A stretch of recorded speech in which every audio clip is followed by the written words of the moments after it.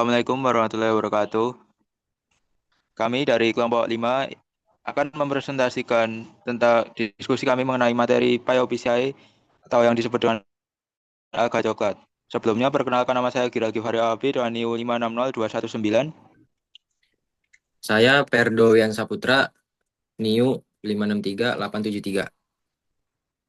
Saya Harsha Gunung Wijanarko dengan NIU 565159. Saya Aisyah Aulia Azmi dengan NIU 557840. Saya Mutiara dengan NIU 557864. Saya Pramustika Syabiana Putri dengan NIU 556625.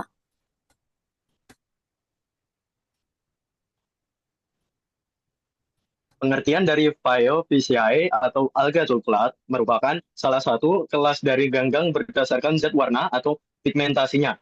Pigmen yang lebih dominan adalah pigmen xanthofil yang menyebabkan ganggang berwarna coklat.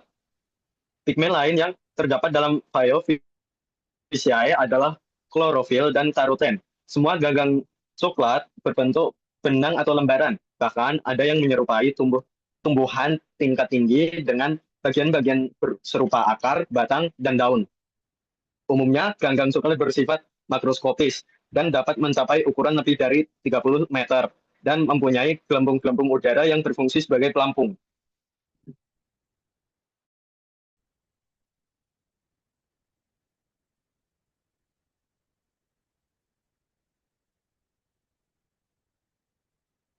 Berikut ini klasifikasi dari alga coklat, yaitu Kingdom Plantae, Ordo Fucales, Dictyotales, Laminariales, Phylum Phaeophyta, famili Sargaceae, Dictyotaceae, Laminariaceae, kelas Phaeophyceae, genus Sargassum, Padina laminaria, spesies Sargassum sp, Padina sp, dan Laminaria saccharina.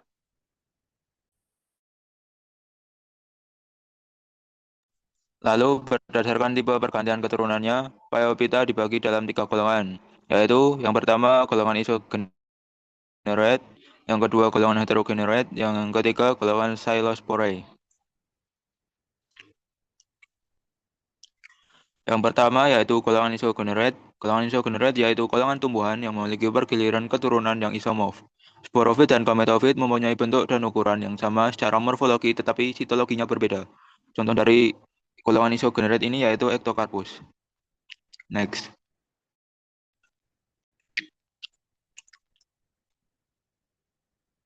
Selanjutnya, yang kedua adalah golongan heterogeneroid. Golongan heterogeneroid yaitu golongan tumbuhan yang memiliki pergiliran keturunan yang heteromorf. Sporofit dan gametofitnya berbeda secara morfologi maupun sitologinya. Contohnya yaitu laminaria. Next. Yang ketiga yaitu golongan Xylospore. Golongan Xylospore yaitu golongan tumbuhan yang tidak memiliki pergiliran keturunan. Contoh golongan ini yaitu Fucus. Next. Lalu selanjutnya ada susunan sel dari PIOPCI.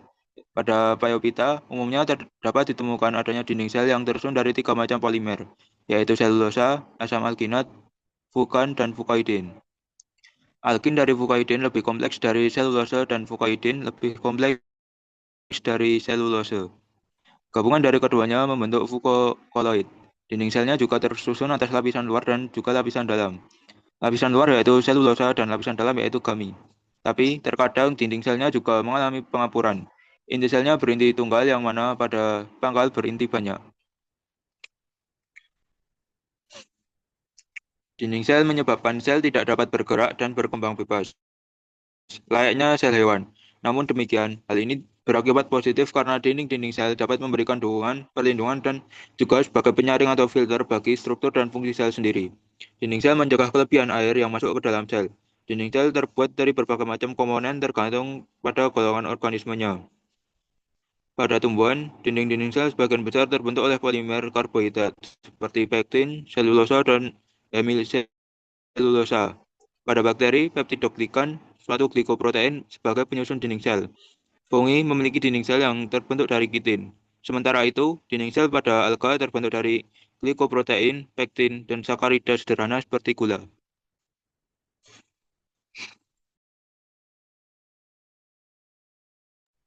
Selanjutnya ada ciri genus. Yang pertama yaitu warnanya coklat, warna tubuhnya coklat keemasan karena mengandung pigmen fukosantin yang menutupi dominasi klorofil A dan C. Lalu, tubuhnya berupa talus multiseluler dengan bentuk beragam, ada yang menyerupai benang, lembaran, hingga menyerupai tumbuhan tingkat tinggi seperti pada sargasum. Lalu, memiliki dinding sel tersusun atas selulosa dan senyawa polisakarida khusus, yaitu alginat yang berfungsi menyimpan cadangan makanan dan melindungi dari kekeringan. Lalu, selanjutnya ada reproduksi dapat berlangsung secara aseksual melalui fragmentasi dan spora maupun seksual yaitu melalui isogami, anisogami, atau ogami tergantung genusnya. Selanjutnya ada alat gerak. Alat gerak pada Pheophyta berupa flagel yang terletak pada sel-sel perkembangbiakan dan letaknya lateral, berjumlah 2 yang heterokon dan terdapat di bagian samping badannya yang berbentuk pir atau sekoci. Pada waktu bergerak, ada yang panjang mempunyai rambut-rambut mengkilat dan menghadap ke muka, dan yang pendek menghadap ke belakang, dekat dengan keluarga flagel terhadap bintik mata yang berwarna kemerah-merahan. Bagian umum genus dalam Phaeophyceae alga coklat adalah satu holdfast, yaitu menempel atau akar-akar semu. Bentuknya bisa berupa cakram tunggal, kerucut atau struktur bercabang mirip cakar yang disebut heptera, yang memberikan pegangan kuat agar tidak terbawa arus. Holdfast tidak berfungsi menyerap air atau nutrisi. Bagian dasar talus yang berfungsi untuk menempel pada substrat bisa disebut batu, karang, atau dasar laut. Kedua, stip atau batang semu. Struktur memanjang menyerupai batang menghubungkan holdfast dengan blade, memberikan kekuatan mekanik dan fleksibilitas terhadap gelombang laut. Ketiga, blade atau yang disebut daun semu atau lateral. Bagian pipi seperti daun yang berfungsi utama sebagai tempat fotosintesis, luas permukaannya besar untuk menangkap cahaya. Ketiga, air bladder, yaitu kandungan berisi gas yang membantu talus mengapung agar blade tetap dekat permukaan laut untuk memperoleh cahaya.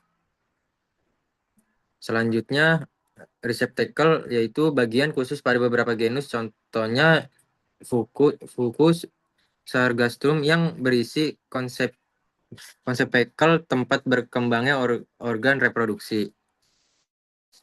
Selanjutnya, diferensiasi jaringan sederhana.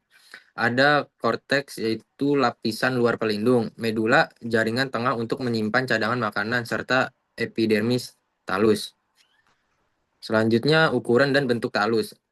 Sargassum, yaitu bercabang dengan vesikula udara dan reseptakel. Kedua, Fucus, yaitu talus pipi berdikotom dengan conceptacle di ujung talus. Ketiga, laminaria, yaitu talus besar menyerupai daun lebar dengan stipe panjang. Perkembangbiakan alga coklat, perkembangbiakan vegetatif bisa disebut aseksual dengan fragmentasi dan pembentukan spora atau disebut lanospora dan zoospora, yaitu memiliki dua flagel yang tidak sama panjang dan terletak di bagian lateral. Perkembangbiakan generatif bisa disebut seksual.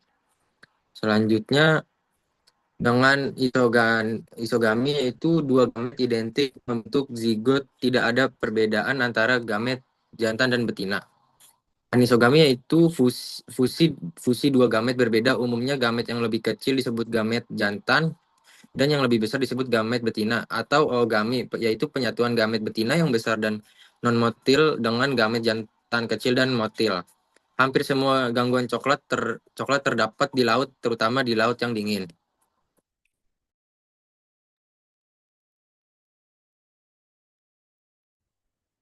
Nah, selanjutnya adalah contoh dari algae coklat. Yang pertama adalah Fucus vesiculosus. Banyak terdapat di laut dalam. Ganggang ini berkembang biak secara ogami dengan menghasilkan sel gamet betina dan sel gamet jantan. Sel gamet dihasilkan oleh alat pembiak yang disebut konseptakel. Yang kedua, Sargassum siliquosum. Hidup dengan baik di tepi laut yang dangkal, umumnya menempel pada batu karang. Sargasum tumbuh subur sehingga menutupi permukaan laut. Laut yang demikian disebut laut sargasum. Dan yang ketiga ada Ria australis, hidup dengan baik di tepi laut yang dangkal, umumnya menempel pada batu karang.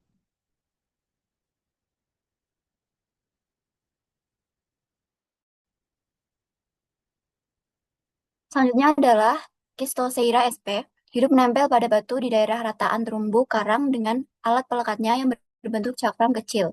Alga ini mengelompok bersama dengan komunitas Sargassum dan Turbinaria. Yang kelima ada Dictyota dictotoma. Spesies alga ini memiliki ciri talus berupa lembaran berwarna coklat, bercabang dikotom, ujung membulat, dan membentuk rumpun yang rimbun. Alga ini menempel pada karang mati yang terlindungi dari paparan sinar matahari. Yang keenam ada Padina australis. Spesies ini memiliki talus seperti kipas, berbentuk lembaran tipis yang membentuk lobus-lobus atau lekukan pada bagian pangkalnya. Habitat campuran pasir dan lumpur pada daerah pasang surut yang selalu tergenang dengan air.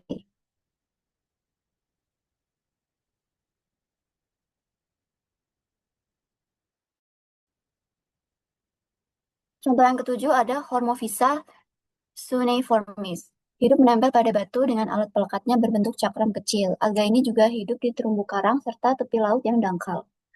Yang kedelapan ada Dictyopteris membranacea. Hidup dengan menempel pada batu-batu dan karang dasar laut. Alga ini tersebar di perairan tropis, subtropis, hingga beriklim sedang. Dan yang terakhir ada Sargassum polycystum. Alga ini hidup melekat pada batu atau bongkahan karang dan dapat terbedol dari substratnya selama ombak besar dan menghanyut ke permukaan laut atau terdampar di bagian atas pantai.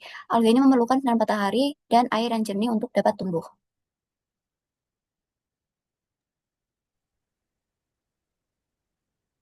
Selanjutnya habitat. Phapisiae alga coklat umumnya hidup di perairan laut, terutama mayoritas marine. Merupakan kelompok alga yang didominasi oleh spesies laut. Hanya ada sangat sedikit spesies yang hidup di air tawar. Perairan dingin. Alga coklat, terutama kelp, Ordolaminaceae, dan Fucus, paling melimpah dan mencapai ukuran terbesar di perairan beriklim dingin, seperti zona Arktik dan Antartika, di mana mereka berbentuk hutan kelp bawah laut yang penting secara ekologis. Perairan tropis. Beberapa genus seperti Sargassum, Turbinaria, dan Padina juga umum ditemukan di perairan hangat tropis dan subtropis.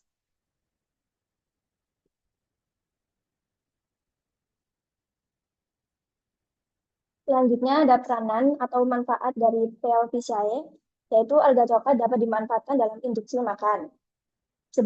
Sebagai sumber alginat banyak dimanfaatkan dalam dunia industri tekstil untuk memperbaiki dan meningkatkan kualitas bahan induksi. Kalsium alginat digunakan dalam pembuatan obat-obatan. Senyawa alginat juga banyak digunakan dalam produk susu dan makanan yang dibekukan untuk mencegah pembentukan kristal es. Dalam industri farmasi, alginat digunakan sebagai bahan pembuat bahan biomaterial untuk teknik pengobatan. Dapat digunakan sebagai pupuk organik karena mengandung bahan-bahan mineral seperti potasium dan hormon seperti auksin dan selopinin yang dapat meningkatkan daya tubuh tanaman untuk tumbuh dan berbunga dan berbuah.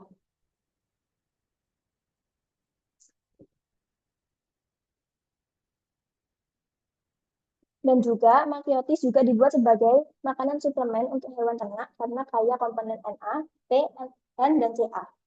Laminaria, Fucus, dan Ascomylium dapat menghasilkan asam alginat. Alginat biasanya digunakan sebagai pengental pada produk makanan, seperti sirup, salad, keju, es krim, serta mengentalkan dalam industri seperti lem, tekstil, kertas, tablet antibiotik, pasta biji, dan pengentalan produk kecantikan seperti lotion, krim wadah. Makrotis pyrifers menghasilkan iodinen, unsur yang dapat digunakan untuk mencegah penyakit gondok.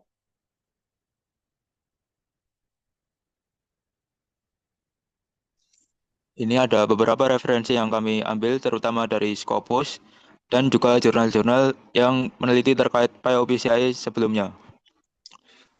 Sekian dari kelompok kami. Apabila ada kurang lebihnya kami mohon maaf. Wassalamualaikum warahmatullahi wabarakatuh.